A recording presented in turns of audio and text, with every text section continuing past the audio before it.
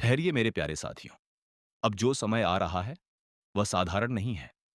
आने वाले 3 दिन ऐसे संकेत लेकर आ रहे हैं जिनसे आपकी दिशा बदल सकती है। जो बातें अब तक आपको सिर्फ ख्वाब लगती थीं, वे धीरे धीरे सच्चाई की शक्ल लेने लगेंगी।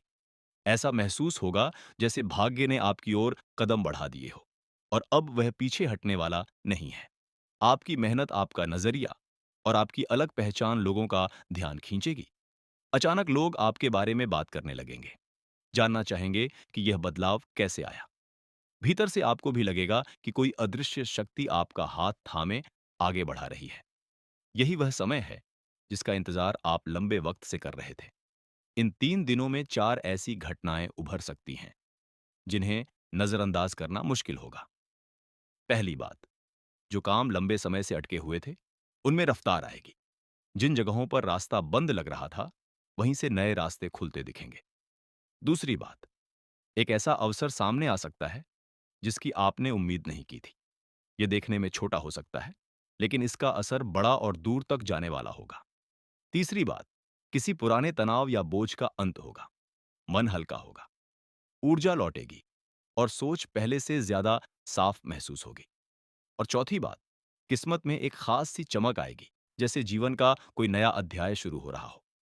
यह असर सिर्फ काम या पैसों तक सीमित नहीं रहेगा, बल्कि रिश्तों, प्रतिष्ठा और आत्मविश्वास तक फैलेगा।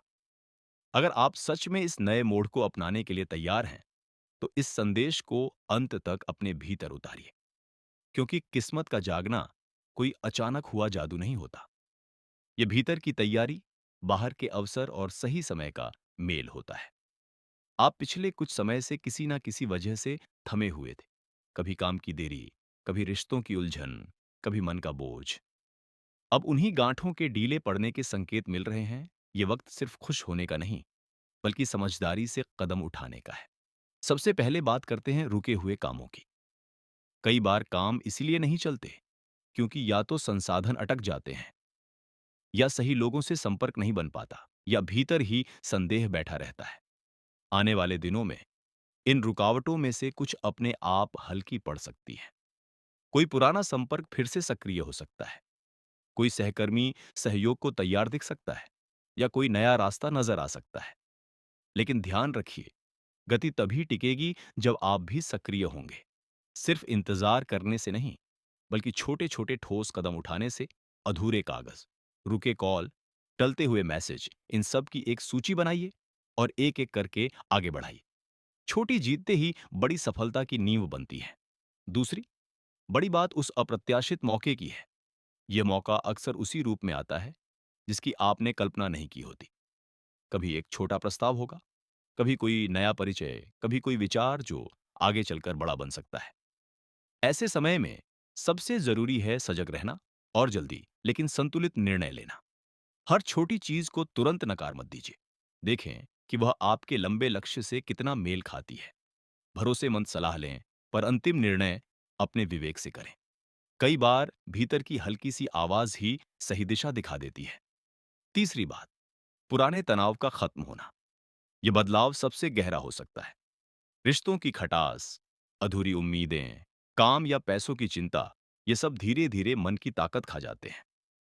आने वाले दिनों में इनमें से कुछ बोझ उतर सकते हैं। कोई पुराना मसला सुलझ सकता है, कोई बात साफ हो सकती है, या आप खुद किसी चीज को छोड़ने के लिए तैयार हो सकते हैं। याद रखिए, हल्कापन बाहर से नहीं भीतर से आता है। जब आप स्वीकार कर लेते हैं कि बीता हुआ अनुभव आपकी पहचान नहीं बल्कि आपकी सीख है।